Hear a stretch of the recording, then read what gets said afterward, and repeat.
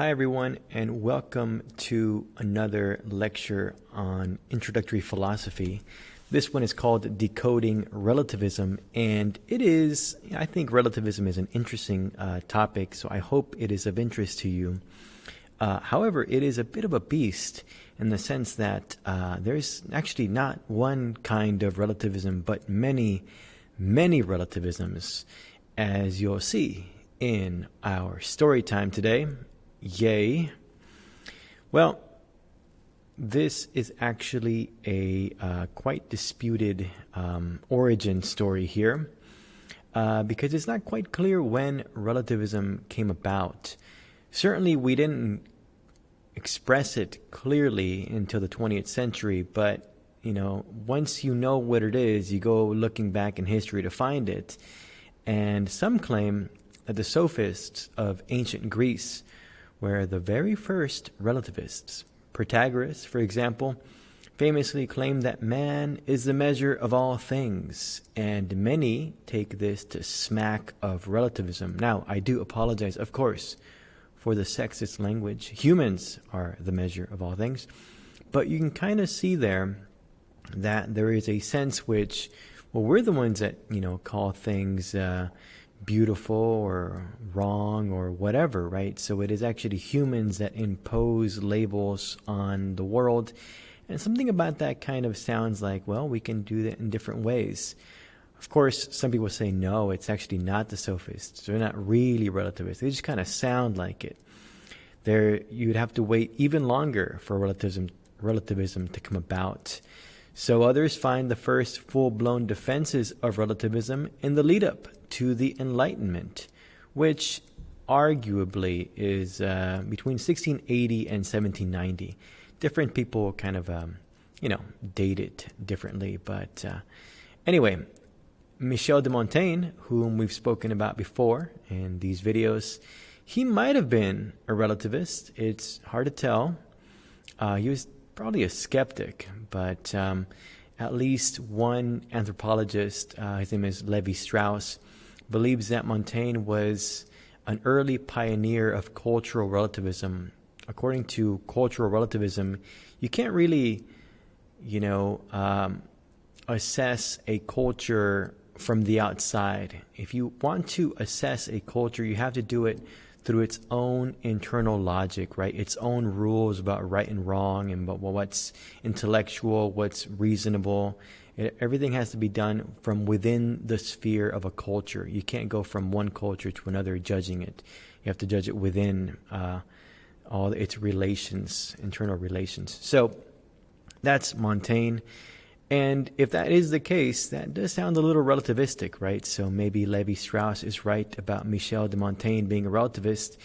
I think for sure Thomas Hobbes here, who is pictured, was a relativist. We saw in the last lesson that Thomas Hobbes defended something like moral subjectivism, which is a form of relativism about morality where everyone has their own moral, judgments, basically.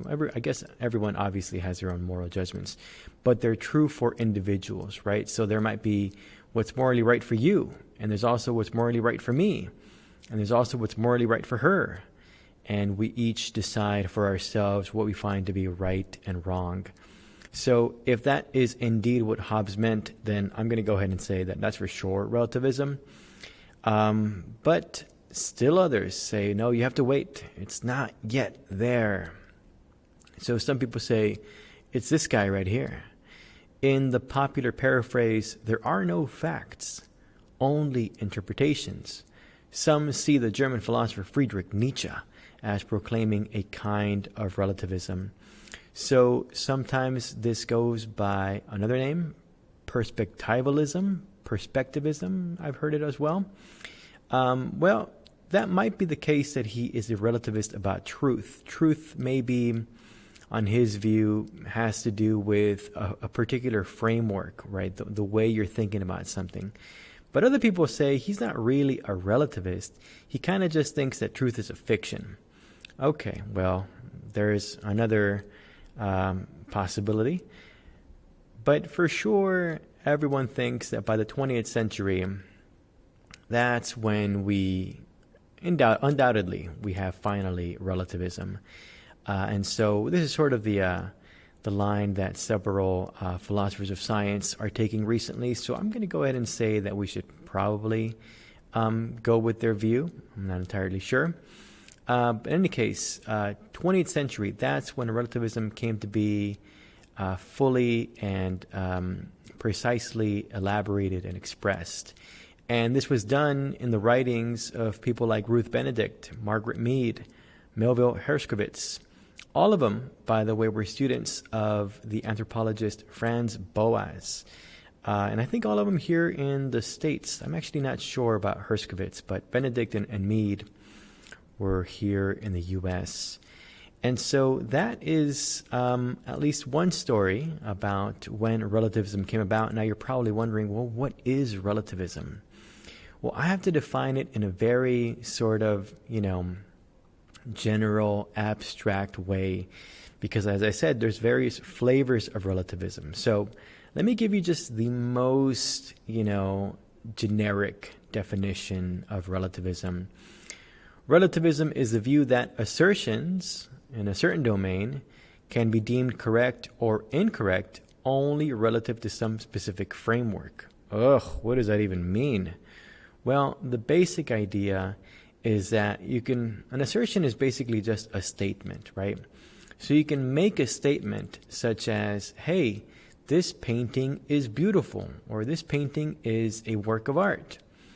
And that's a certain domain, right? That's the artistic domain, sort of an area of inquiry, And so you can make that claim in that area of inquiry, that domain, and you can only, deem it correct according to some framework, right? So if you're saying this painting is beautiful and it's like a little kid's, finger painting or whatever, it might be true only relative to the little kid's mother, right?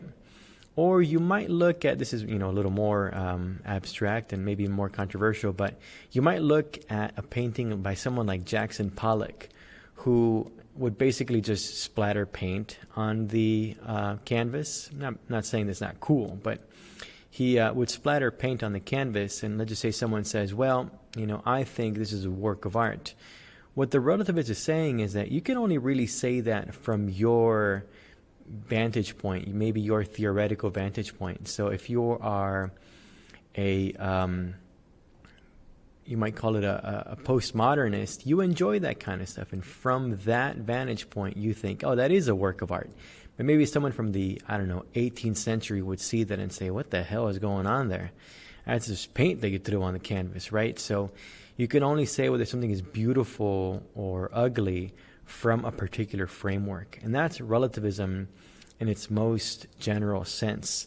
Now, let's get to the juicy versions of relativism, because it's kind of okay to be a relativist about beauty nowadays. But some of these other ones are a little more controversial. So one can be a relativist about morality, arguing that an act is right only in the context of a moral code of a culture or society, and that no culture's moral code is privileged or advantaged relative to all the others. So on this view, if you want to know whether an action is morally right or wrong, you actually have to look at the society in which it was performed. Does that society or culture accept that behavior? Well, then it's fine. And if you want to judge that action as morally wrong from the perspective outside of that culture, that's when the relativist comes in and says, you know what, that's not allowed. You can't do that. So let me give you an example that maybe will help you see this a little bit better. In some cultures, for example, here I have a picture of someone from an uncontacted tribe. That's a tribe that's, in the Amazon or somewhere, where they actually haven't had any contact with any settled people, right? They're just, kind of living on their own. The Amazon is a big area, so you can kind of do that. And so let's just say that there's this group of people there who, this is actually in fact true, believe that the way that procreation works is that you have to, they just think sex is different over there. To make a baby, you need a constant accumulation of semen. Now, I'm not making this up. This is called partible paternity, and people in these cultures believe that you need to just keep accumulating more and more semen over the course of, I don't know, about 9 months, and that's how you make a baby. And it usually isn't just one man. It's maybe up to 20 men who, over the course of, as I said, about 9 months, just deposit their semen into the woman's womb, and eventually a baby is formed out of that. Now, we, of course, know that that is totally not how pregnancy works. You don't need a whole lot of ejaculate to make a baby. You actually just need one sperm cell, apparently, if you're lucky. And so one might want to say, well, what they're doing is, well, certainly scientifically wrong, but someone might also want to say, well, that's morally wrong. And what the relativist might say at this point is, well, that's actually only from your vantage point, from your Western society with your Western values. But in their society, that is perfectly acceptable, and you can only really judge that action as right or wrong from inside of their cultural sphere. And so according to the relativists, everything's honky-dory there, right? It works out for them, so just leave them alone. That you can't judge it from the outside. Okay, that's one kind of relativism. How about perceptual relativism? That's the view that our background concepts and beliefs make it so that we live in different worlds. For example, according to the probably false Sapir-Whorf hypothesis, the language that we speak affects how it is that we think and see the world around us. Now, I'm using Sapir-Whorf, the Sapir-Whorf hypothesis, only because it's a really good example. And then I'll talk about why it's probably wrong in a second. But according to these theorists, basically, if you have a certain language that predominates in your mind, for example, you all probably speak English the best. That is your dominant language in your mind. Well, that actually affects how you see and interpret and think about the world. Had your native tongue been something like Mandarin or some other language, whatever, that's very different from English, you might actually see and think about the world in a different way. Well, that's a really good example of perceptual relativism. Now, unfortunately, although it is a great example, it is not exactly a live hypothesis anymore. At least as far as I can tell, a lot of linguists are rejecting this now. And you can check out Steven Pinker's book, The Language Instinct, to kind of see those arguments. But it seems to be that in its strong sense, where literally the language that you have in your mind shapes the world around you, in that sense, it's probably false. But there is actually a weaker sense where definitely your culture does influence how you see reality. So here's another form of relativism, and that is kind of interesting, right? So, of course, also controversial, right? It might be, are we going to make claims such that, oh, well, what did I say earlier? Mandarin, Chinese people, well, they just, they don't understand logic the way an English speaker does. You can get into some really biased statements really quickly, right? So there's another controversial aspect of relativism. Here is another version of relativism about truth. Now, here I have pictured the great Willard Van Orman Quine, and he seemed to be a relativist about truth in a sense. So he argued that if you're attempting to translate from one language to another, he called this radical translation, right? So a language that, like, you've never met these people before, and you're starting from zero, basically. Well, as you're going through the process of attempting to translate all the different noises that they're making, there's actually many possible translations that, many phrases that you can posit as a possible translation, and no real way to determine what the right one is. So he calls this indeterminacy about, translation, or about true translation. But let me give you an example, and hopefully it'll help. Let's just say that you're with this totally alien culture, right? Like, you've never met them, don't even know what the name of their region is. You just woke up here. I don't know how it happened. and you're trying to learn what they're saying, right? So then you see a rabbit and you point at it, and you kind of you give them a look, and they say gabi gai, and so there's a one-word sentence, gabi gai. You probably have no idea what it means at first, but every time they see a rabbit, they say gabi gai. So okay, you're starting to guess. That word probably means there's a rabbit. Okay, well that's actually one possible translation. Here's another one. There's dinner. That could totally work too, right? Let's just say that that is the correct translation, and then you ask them like dinner, and they say yes. Well, they would say yes to you saying the word dinner, as far as they understand, and you looking at a rabbit, because you can eat a rabbit. Okay, here's another thing another possible translation. They say the word gabi gai, and you're thinking to yourself, is it rabbit parts? Because there are parts of that rabbit, right? There's actually so many possible translations here. Dinner is running away. There's dinner. It's a rabbit. There's a bunch of rabbit parts. There is a fuzzy little thing there. All these are assertions, descriptions, statements that if you were to say them to someone who doesn't exactly know your language, but you're trying to, somehow communicate with them, they might say, oh yeah, that's what I mean by gabi gai. But you actually have no real way to know for sure. So you might be thinking you're communicating effectively, but when you're saying, rabbit, they're actually saying dinner, and you are none the wiser. So this possibility of the impossibility of radical translation, that leads us to relativism about truth. Now, if you didn't quite grasp all that, don't worry. Here's an even harder one. You can be a relativist about reason itself. We make assumptions about what counts as a good reason for holding certain beliefs. But these assumptions are precisely that, assumptions. And we don't have any ultimate grounds for justifying these assumptions. Okay, well, here I am in the state of California, in case you were wondering where I am. And, around here, especially at the, at the college, let's just say we're all Bayesians, right? Whenever we get new evidence, we update our beliefs according to this theorem. Now, if you don't know what this means, don't worry about it, It's basically a way to update your beliefs whenever you get new evidence. Okay, well, someone comes to me and says, yeah, that's cool that you do that. We don't do that in my culture. And I say, okay, well, that's cool, I think you should do it. This is the right way to do it.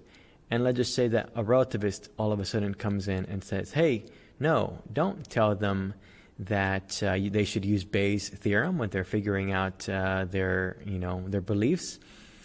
You actually have no way for determining that Bayes' theorem is the right way to, update your beliefs. And I say, what are you talking about? It's the one with the most predictive success. If you use this theorem, you will be wrong less often. And then that person says, the relativist says to me, well, getting predictive accuracy only matters to you. What if it doesn't matter to another culture? I might get stumped right there. I might say, well, I guess as a guiding assumption, I'm assuming you want the most amount of predictive accuracy possible, right? You want to be right as often as possible in your predictions. But what if that's actually not a goal of a particular culture? Well, then they don't need Bayes' theorem. So all we really have is different styles of thinking with different assumptions about what is intellectually justified. And if they don't have the same goals that we have, well, then it doesn't matter, right? So we might call them irrational, but they just say, well, your rationality doesn't really matter to us. So sure, you can call us that if you want, but it doesn't affect us. And so that's how you can even be a relativist about reason itself. I hope that your mind is spinning, and it's just going to get worse right now, right? So I told you this is a bit of a heavy one. But it is fascinating, though. I mean, now we're wondering, like, do we have any ultimate foundation for our rules of logic and mathematics? Are they actually grounded on anything? Or are they just nice assumptions that we make because they work for us? That's tough. We are in all kinds of a bind. Well, let me make things worse. Why not? Some people are, of course, still using relativism today, right? There's still theorists who are pushing this kind of idea. And I'm going to give you this example just sort of for you to, sink your teeth into, think about it a little bit. But there's something called, well, here's one label for it, identitarianism. Some people go by, they go by other labels for it. Identity politics might be another way to call it. Anyway, this, in conjunction with something called intersectionality, produces what seems to be kind of a relativistic claim, right? So here's my little Venn diagram of all these intersections of categories of people. And let's look at, let's say, the intersection of race and disability. Let's just say that you are let's go with a Chinese American. I've been talking about Chinese people this whole lesson, so let's just continue with that. You are a Chinese American with a disability. You are hard of hearing. Okay, cool. So Chinese American, hard of hearing. According to some identitarians, they actually have a lived experience that the rest of us who aren't Chinese and hard of hearing literally cannot understand. No matter how much they, we interview them and we ask them questions and we follow them around throughout their day, we cannot know what it is like to be a Chinese hard of hearing person. That really is a form of relativism, right? It says that there is a whole mode of being, a whole way of living your life that you have no access to and you cannot have access to it. And there's another one. There might be, let's go gender identity and nationality. Why not? Let's just try it. Let's see what happens. You might be a transgender male who grew up, I don't know, some Scandinavian country, right? So that is an experience that you just don't have access to unless you're those two things. And so that is a form of relativism. Some people immediately, they hear that and they say, I think I can know what a Chinese hard of hearing person, experiences if they just talk to me enough, they just ask me their questions. So some might reject that form of relativism, and others kind of embrace it. They're like, absolutely, yeah, they have a privileged position. They alone, or anyone in those two categories, they can speak to that particular lived experience, and that's it. No one else can really say anything about it. So you might actually like this kind of relativism. Okay, well, if you say yes to that, well, let's go over here and let's see how this goes. Let's think about anti-vaxxers or the faith-only healing people, like maybe some Baptists probably believe this, or the people that like to do creationist homeschooling. Typically, people defend these in terms of civil rights, right? Like I have a right over my body, or I have a freedom of religion, or whatever. But what if instead people say, well, you know what, this is my truth. Like vaccines, they don't work. And I, you might have your science, but I reject it. I don't accept those norms of intellectual norms. I don't believe in it. I have my own rationality, and I believe that, vaccines are not necessary. And if they just say that's their own truth and you're a relativist, how are you going to argue against them? Or the faith-only healing people. If you just pray enough, you don't need medicine. And you say, well, that's totally not true. And they say, well, it's my truth, and you can't say anything about that, right? Same thing with creationism. This puts us in a bind, and it seems like maybe relativism, you might have liked it in the earlier example, and maybe now you don't like it so much. But it's really the same kind of relativism being used here. Or at least at heart, relativism in general kind of unifies all these different topics, right? So it's kind of problematic. I have one more example here for you. Maybe you'll like it. I don't know why I like to talk about the Aztecs, But yeah, human sacrifice. How about that? And this might be, a form of moral relativism, right? The relativists might say, well, you can't really say anything to the Aztecs about their human sacrifice because within their culture, that is what they were supposed to do. Their head god, that's what he wanted, and so you can't judge them from outside of their culture. If you were there, you would accept it too. The relativists might say. And I have one more here for you.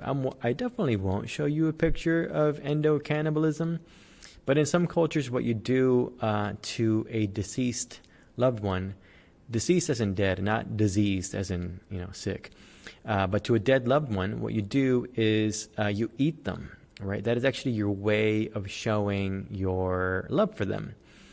And you might say that is the worst thing I've ever heard in my life.